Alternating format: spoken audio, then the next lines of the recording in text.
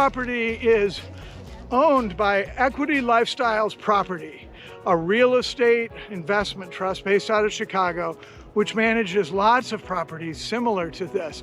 We are really excited about this microforest project at Colony Cove. So it's a 2,500 site manufactured home community, and we targeted this area for our microforest plantings. Over 4,000 trees across 1.5 acres of land. We are not building homes here. We wanted to find a good use for the property that would get back to the environment.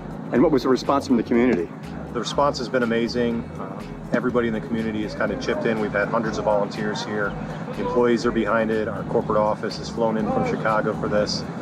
We have a group from Tampa. Other properties have joined in. Everybody's pretty excited about it. I just recently heard about the concept, and we want to do something like this in our yard, and I was like, wow, this is cool. It's very close, so I came to help and learn, and it's a very cool project. What's something you learned?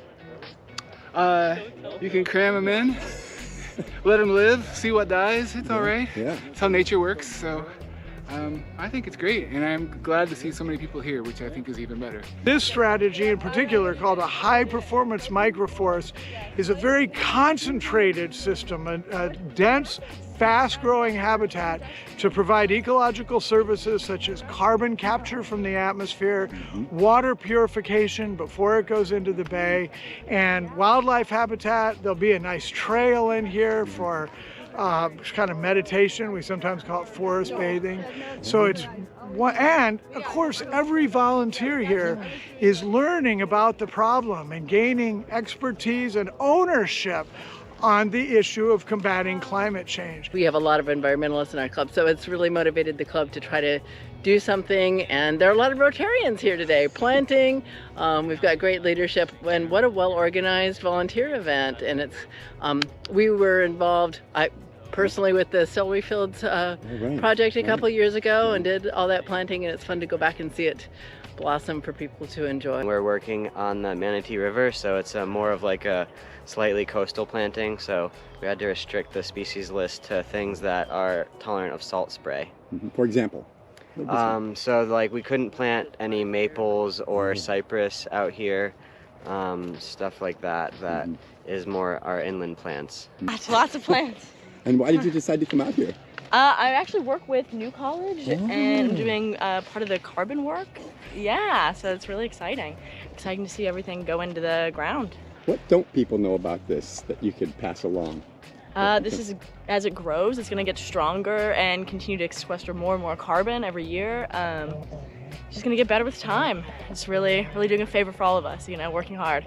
I work at a local school and we are planning our own microforest project for next school year. So I wanted to get in on the ground floor, see a little bit about how it's done.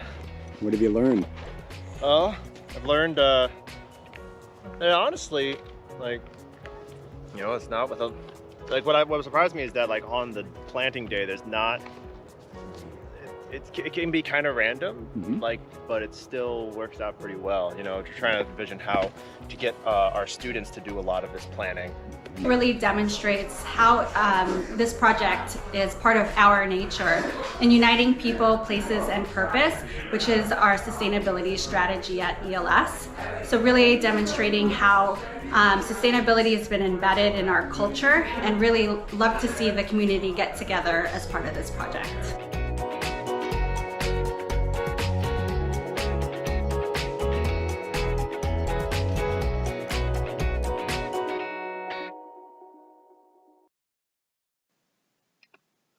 The Colony Cove Microforest was conceived and planned by SURF, Suncoast Urban Reforesters.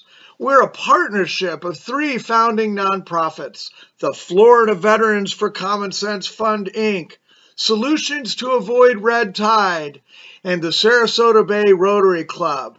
Our allies, Elemental Impact and the Tree Foundation, also made useful contributions.